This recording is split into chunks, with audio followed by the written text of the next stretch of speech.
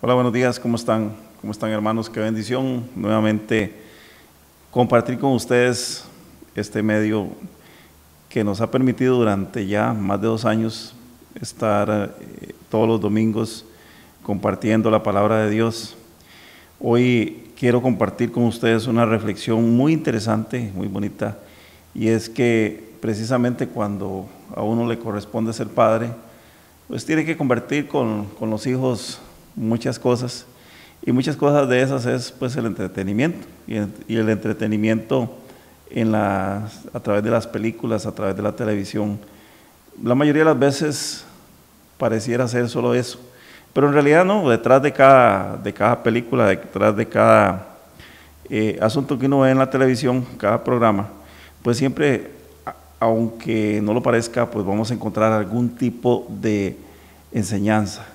Y precisamente me acordaba de aquella famosa película de la Era del Hielo, que yo creo que ya van como por las 5 o las 6, no sé si han hecho más. Ahora que mis hijos crecieron, pues parece como que dejamos de verlas. Hay una segunda película que es la número 2, que nos cuenta la historia de cuando los animales hacen una migración porque se están derritiendo las capas de hielo. La película se llama La Era del Hielo y esa es la número 2. Cuando hacen una migración y a raíz del derretimiento de las capas de hielo, y van todos los animales en fila, y entre ellos va el mamut que tiene por nombre Manny, y va caminando, interactuando con las demás especies, y de pronto aparece un oso hormiguero y le dice: mira, yo pensé que ya los mamuts se habían extinguido. Y el mamut se queda viéndolo así y le dice: ah, ¿en serio? Y tu trompa huele a hormigas. Y entonces el oso hormiguero se huele la trompa, no se había dado cuenta de la situación. Muchas veces nosotros andamos por ahí, por el mundo, viendo a los demás, criticando a los demás, y con nuestra trompa oliendo hormigas y no nos damos cuenta. Ese es un hermoso momento para poder reflexionar sobre el tema. Y voy a compartir con ustedes un pasaje que está precisamente en el Evangelio de San Lucas, capítulo 6, versos 41 y 42. Dice así la palabra del Señor: ¿por qué mira la paja que hay en el ojo de tu hermano y no ves la viga que está en el tuyo? ¿Cómo puedes decir a tu hermano: hermano, deja que te saque la paja de tu ojo, tú que no ves la viga que tienes en el tuyo? Hipócrita, saca primero la viga de tu ojo y entonces verás claro para sacar la paja en el ojo de tu hermano. Esto nos lleva a reflexionar precisamente en la costumbre que tenemos los seres humanos, de que la mayoría de las veces pues andamos por ahí viendo a las personas y buscando en ellas defectos, pero no somos capaces de mirarnos a nosotros mismos en un espejo. Curiosamente, la mayoría de las veces utilizamos los espejos para peinarnos, para acicalarnos, para tratar de vernos, de pensar si nos vemos o no nos vemos bien, de acuerdo a nuestra perspectiva. Pero lo que realmente importa, lo que realmente debería llevarnos a reflexión sobre si lo que estamos haciendo lo estamos haciendo bien, y tener una mente crítica precisamente con respecto a nuestra vida, la mayoría de las veces no lo hacemos. O sea, como cristianos fallamos en muchas cosas, fallamos en muchos aspectos, pero el principal aspecto es en la percepción que tenemos sobre nosotros mismos. Jesús nos enseña acerca de nuestro comportamiento hipócrita, que normalmente andamos buscando defectos ajenos donde no tenemos que buscar. Y precisamente en este pasaje, cuando Él dice que por qué andamos buscando la paja en el ojo ajeno, lo que nos está diciendo es que por qué andamos buscando los defectos en los demás y no nos enfocamos en nosotros mismos, en tratar de ver qué son las cosas o cuáles son aquellos puntos en los cuales estamos fallando, cuál es la razón por la cual no podemos ver. El Señor nos dice: andamos viendo a los demás de la misma manera que andaba este personaje de la Era del Hielo, el oso hormiguero, viendo a los demás y pensando que cómo era posible que los demás existieran de tal o cual manera. y él no se daba cuenta pues que él era también una rareza de la creación.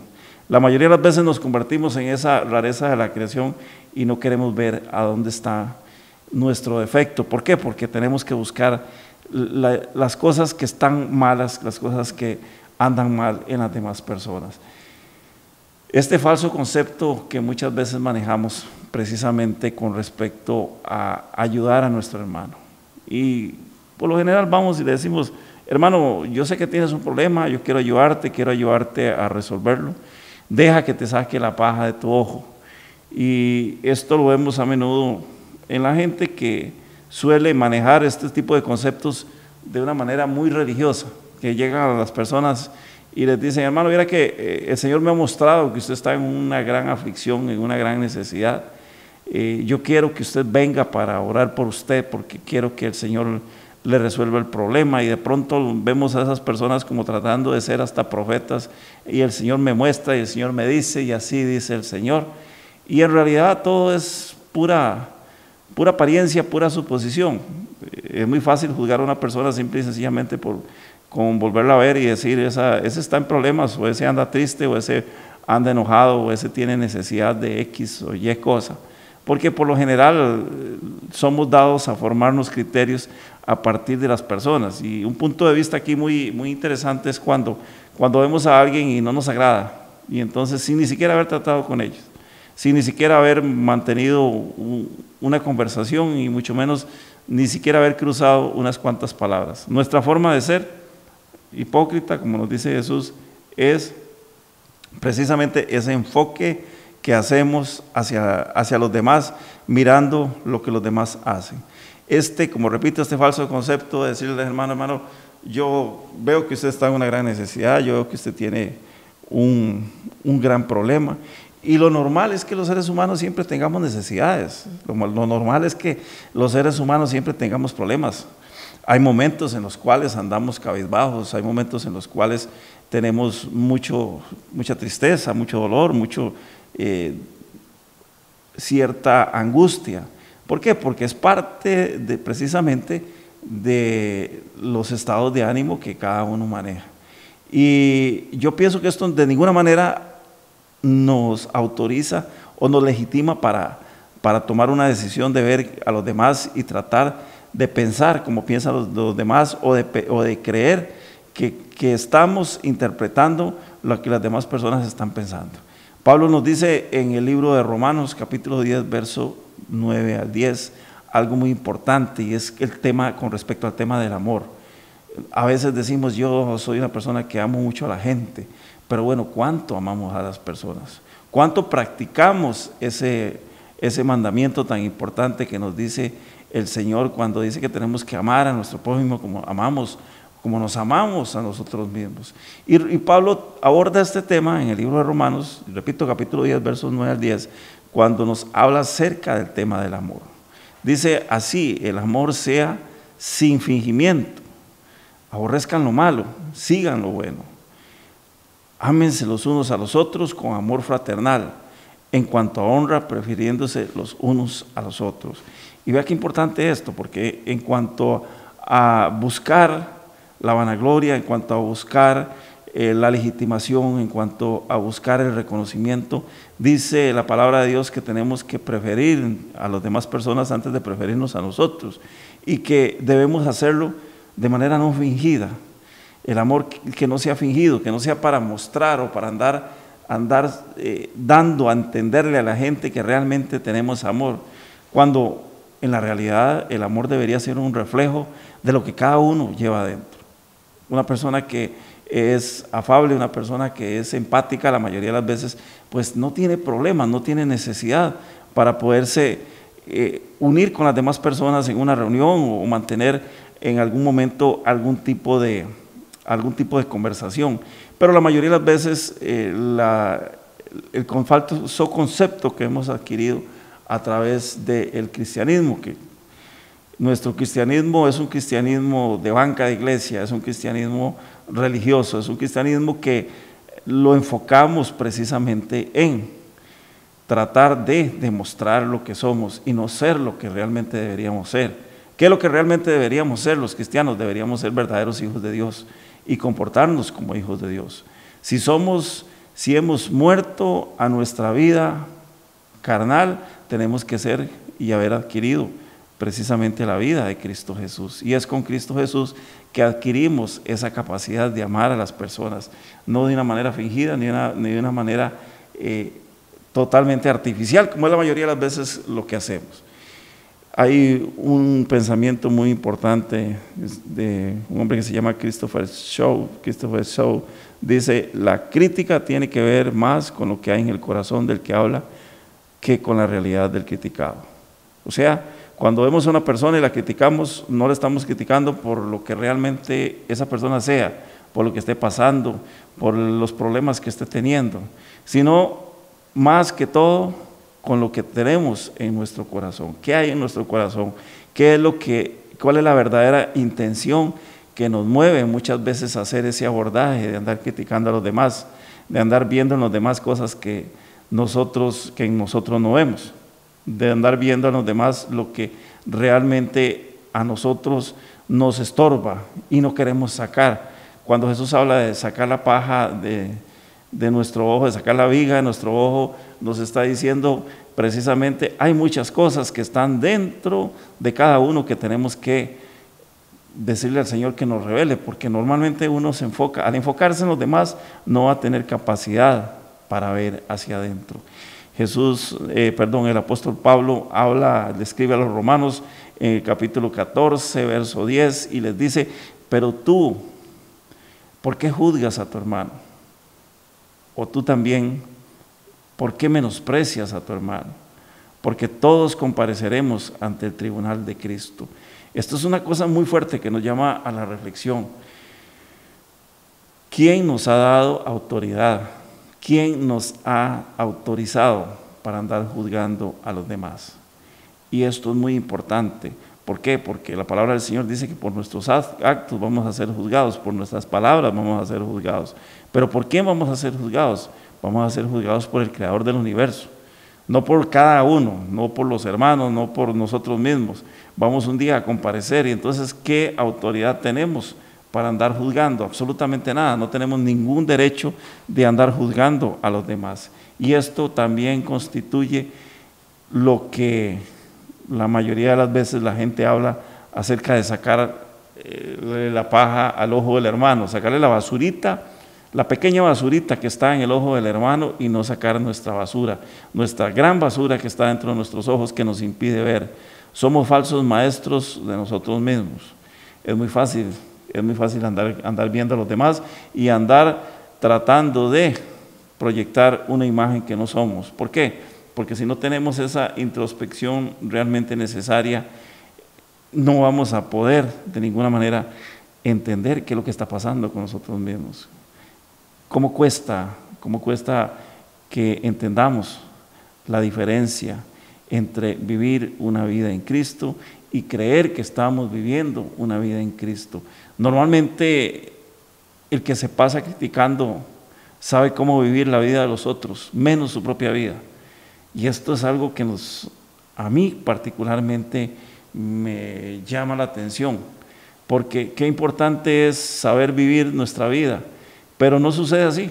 La mayoría de las veces sabemos cómo vivir la vida de los demás y cómo meter a los demás dentro de nuestro esquema de valores, dentro de nuestro nivel tal vez de conocimiento, entre comillas, porque a veces creer que conocemos, a veces creer que sabemos, a veces creer que podemos hacer las cosas de una manera determinada, nos plantea en la vida como los que andan arreglándole la vida a los demás y tratando de vivir la vida ajena sin tener capacidad ni siquiera, y esto es algo muy duro, ni siquiera capacidad para vivir nuestra vida.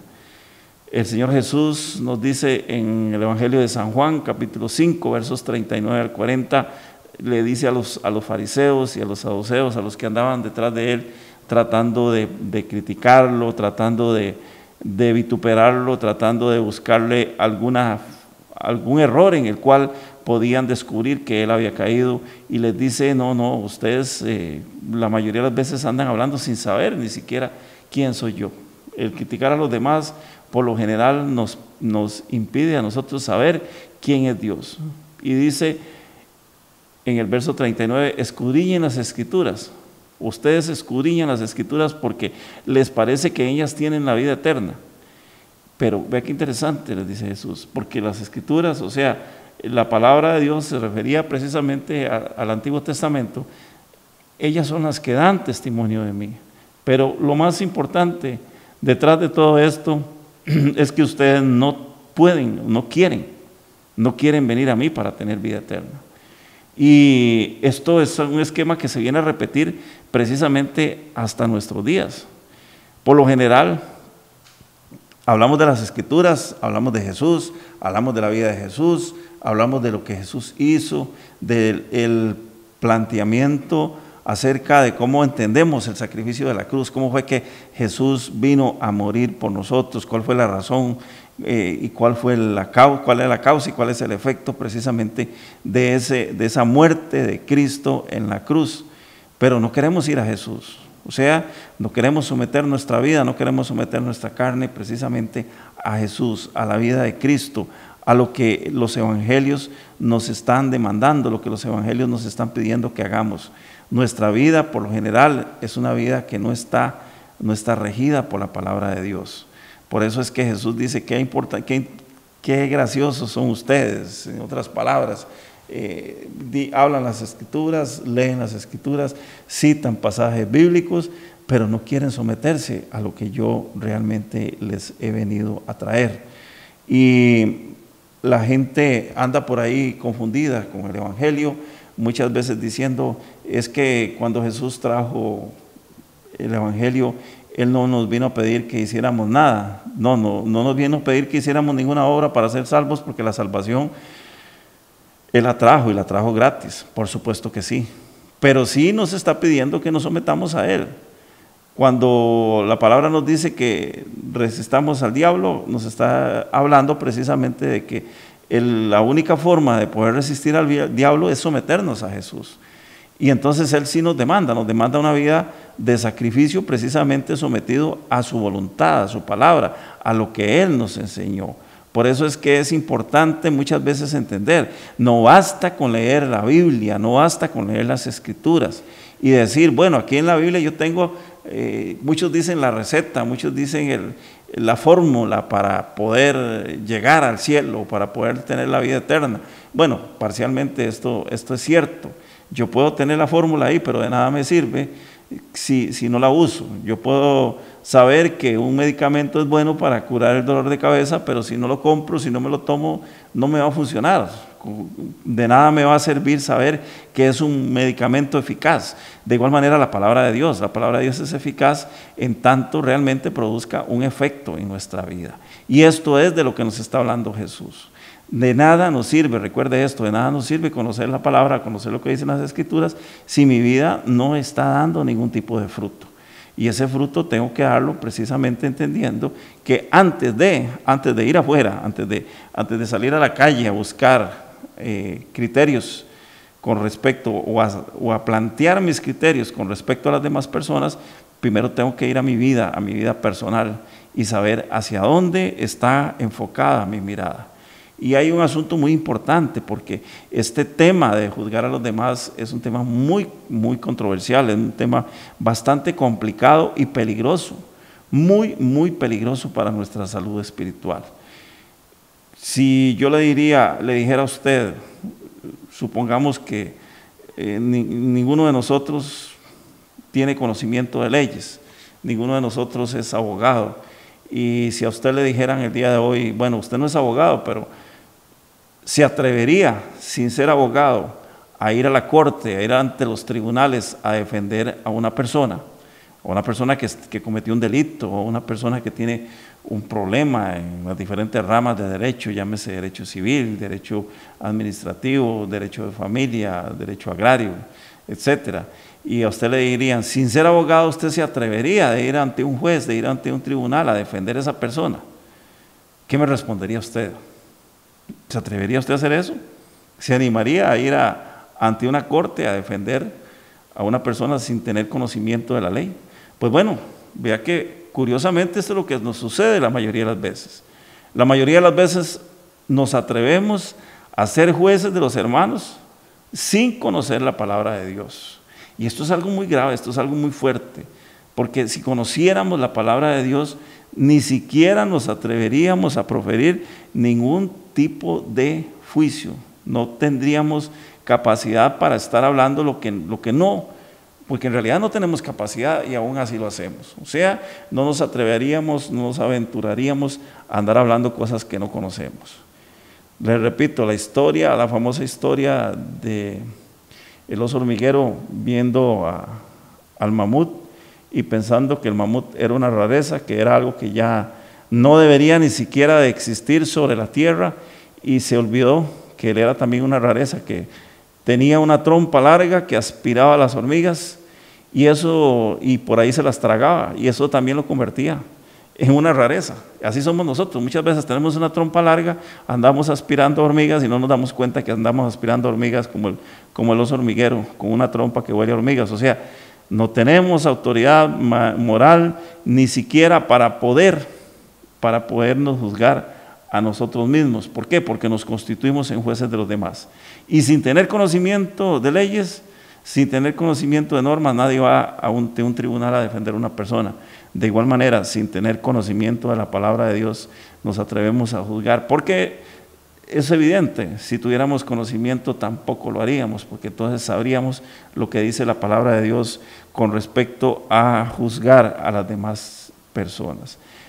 El Evangelio de San Juan, capítulo 3, verso 17, nos enseña una verdad hermosa, inmutable, una verdad que, como todas las verdades que hay en la palabra de Dios, nunca van a dejar de pasar, y cada vez que la leemos, cada vez que meditamos en ella, nos va a llenar más y más, porque nos va a plantar precisamente en donde tenemos que estar. O sea, nos va a hacer poner los pies sobre la tierra.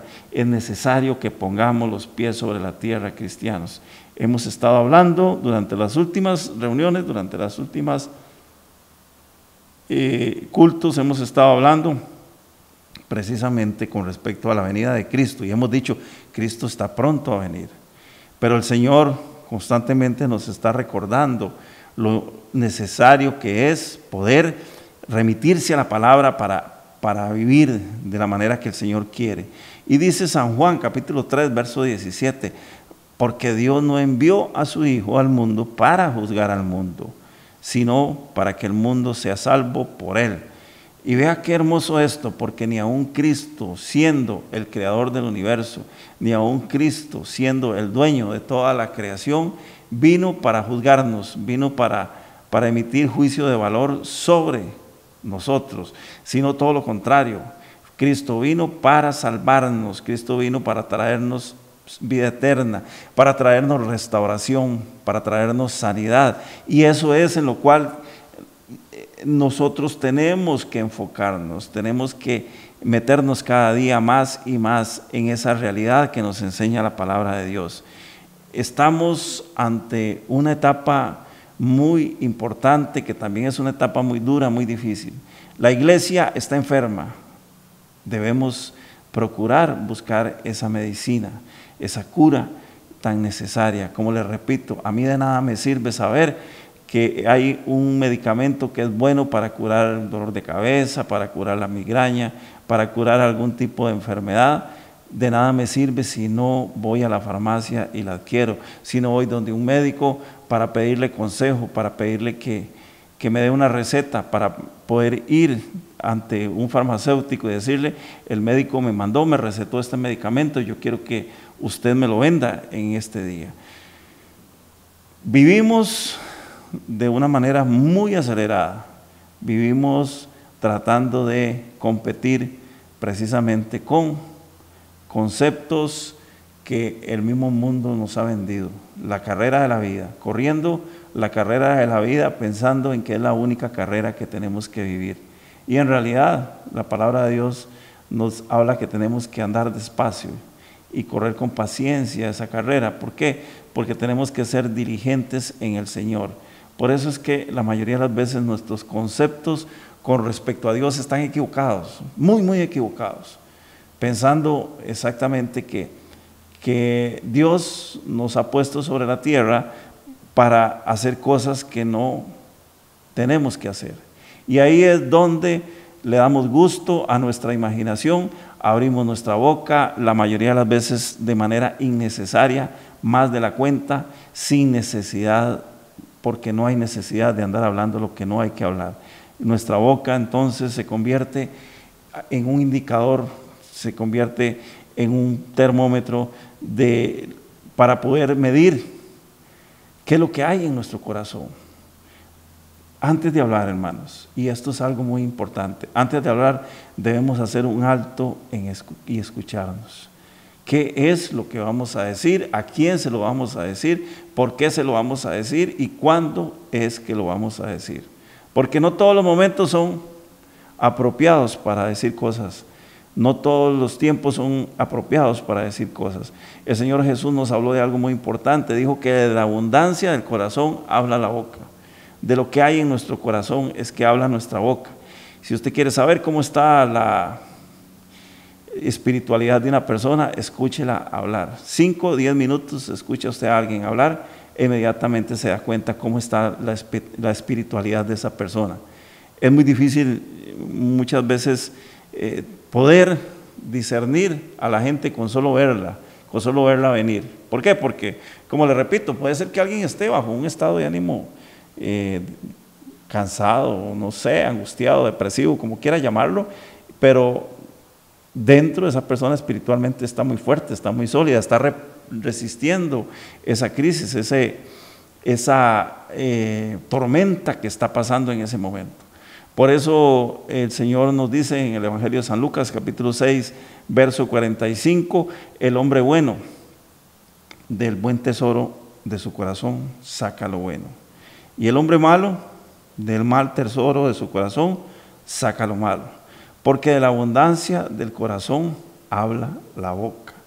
Por eso les digo, es tan importante escuchar a las personas hablar, porque así nos damos cuenta exactamente cómo anda esa persona desde el punto de vista anímico, no solamente anímico, espiritual. Porque ya les digo, el estado de ánimo no lo puede reflejar muchas veces con un semblante, con la cara, con algo. Pero espiritualmente, ¿cómo está esa persona? Escuchémosla hablar.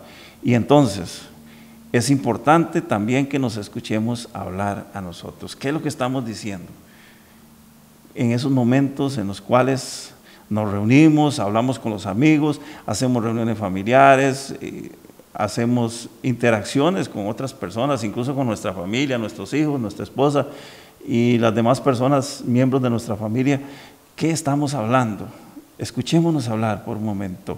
Dejemos que el silencio lo cubra todo y escuchémonos hablar en nuestro silencio. Y pensemos cada palabra que vamos a decir, porque recuerde esto, de la abundancia del corazón habla la boca. El apóstol Pablo le escribe a los filipenses una carta muy hermosa y esa carta nos enseña mucho sobre cómo tenemos que hablar, cómo tenemos que comportarnos.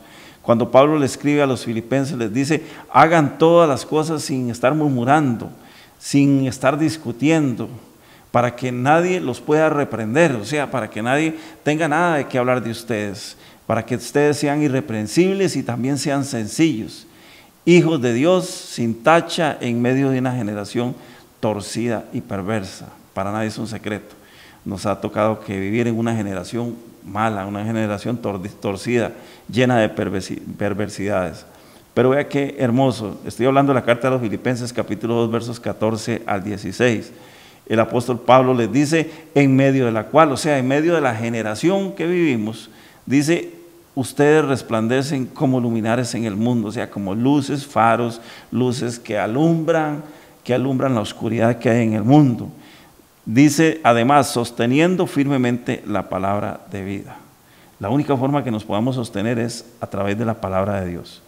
Y lo dice luego, a fin de que yo tenga motivo para sentirme orgulloso en el día de Cristo, ya que no habré corrido, o sea, no habré andado en vano. Lo que el apóstol Pablo les está diciendo es que todo lo que él sufrió, todo lo que él trabajó, lo hizo por amor a Cristo.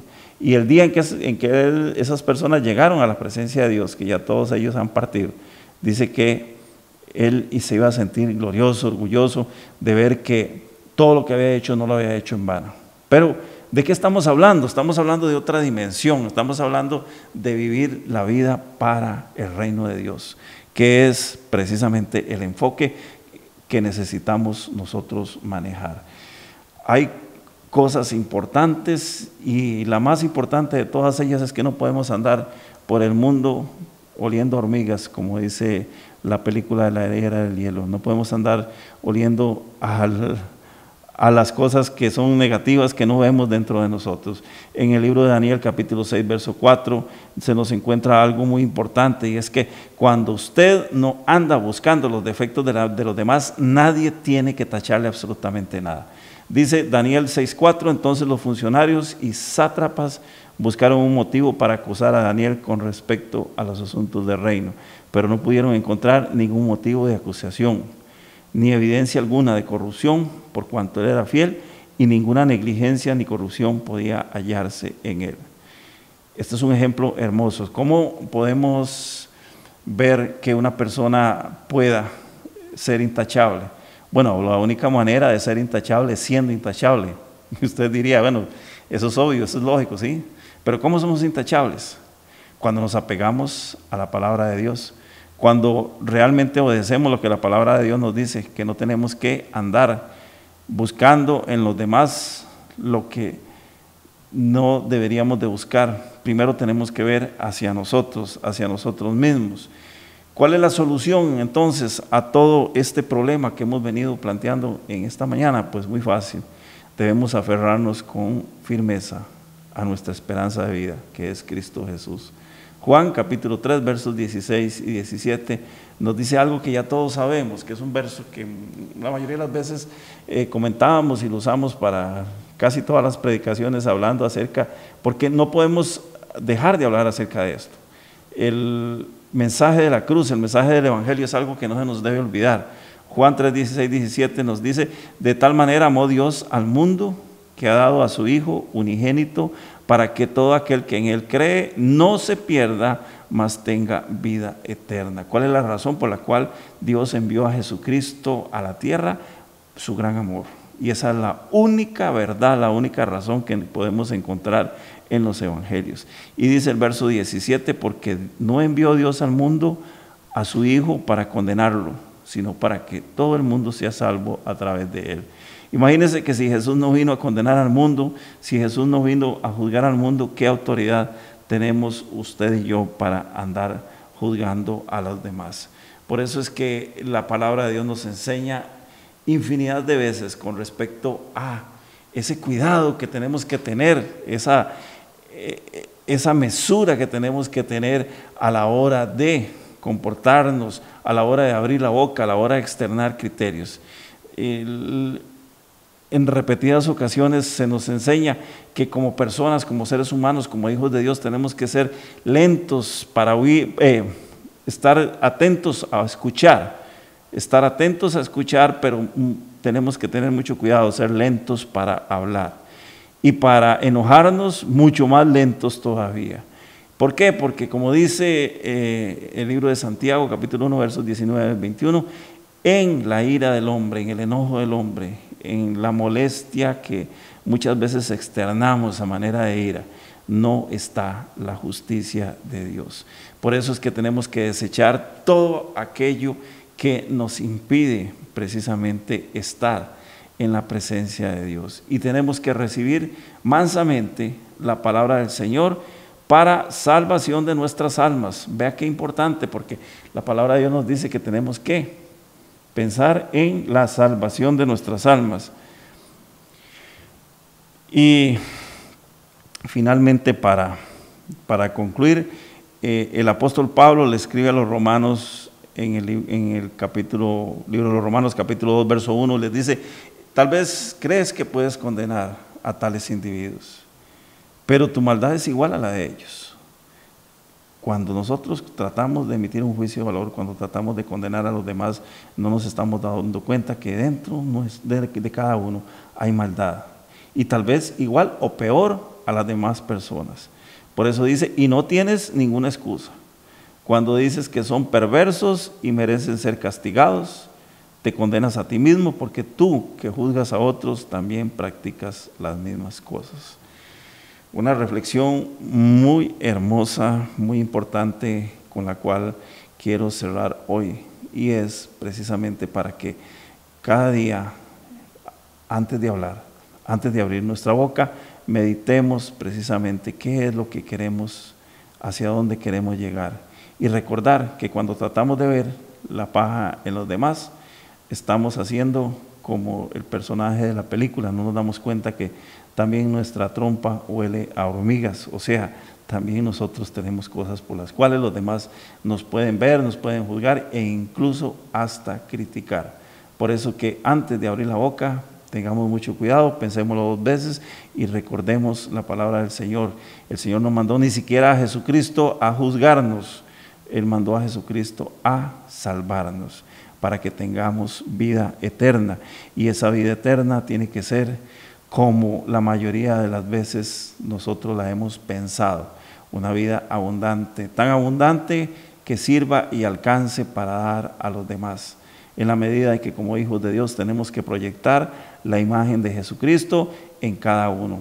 Así que hermanos, en esta mañana, en este día hermoso que hizo el Señor, que la paz de Jesucristo guarde sus corazones de la manera que podamos estar irreprensibles, esperando ese momento glorioso para ir a la vida eterna con Cristo Jesús. Y recordando siempre esto, iglesia, Cristo viene pronto. Que Dios le bendiga y Dios le guarde.